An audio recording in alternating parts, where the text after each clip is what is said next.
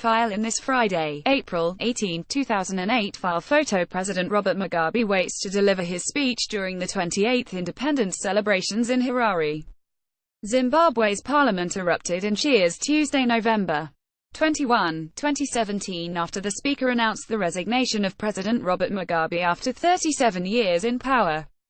Ab photos Vangarai Mukwaji, file org xmitth 112 Friday, April 18, 2008 file photos Vangarai Mukwaji, apts Vangarai Mukwaji app. What started off as a routine firing of anyone who threatened 93-year-old Robert Mugabe's power, has now ended in his much-needed resignation and jubilation for most Zimbabweans the world over. Mugabe ruled Zimbabwe for 37 years with an unflinching iron fist.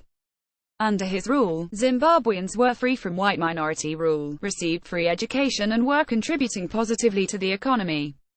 But, in a bizarre trajectory that started with the seizure of farms owned by white minorities in the early 2000s, the same liberator became the country's tormentor, routinely sabotaging trade relations with numerous countries in favor of his allies, and destroying the Zimbabwean dollar until its death. Add in mysterious killings, accusations of rampant election fraud, hunger and migration in droves. Mugabe's dream for Zimbabwe became a living nightmare for its people, as did many. I left Zimbabwe when I was young to start a new life abroad.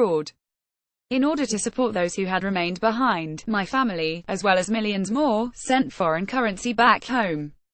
Many have not returned. During a 2008 visit to Zimbabwe, I remember going to a grocery store that had absolutely nothing in it. Not water, not bread, nothing. This was when I realized firsthand the immense struggle my fellow countrymen were facing.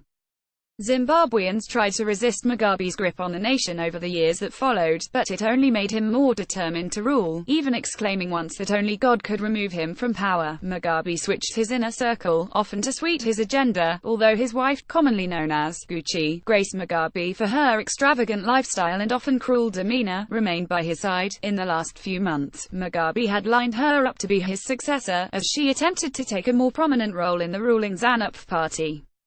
Many believe it was her ascent to power and the abrupt firing of Vice President Emmerson Mnangagwa in early November that finally broke the camel's back, leading to a military coup d'état of sorts and the eventual resignation of Mugabe. Mnangagwa, who fled to South Africa after his axing and is believed to have the army in his pocket, will surely make a bid to run the country. However, for the moment, no one definitively knows what will happen to the country.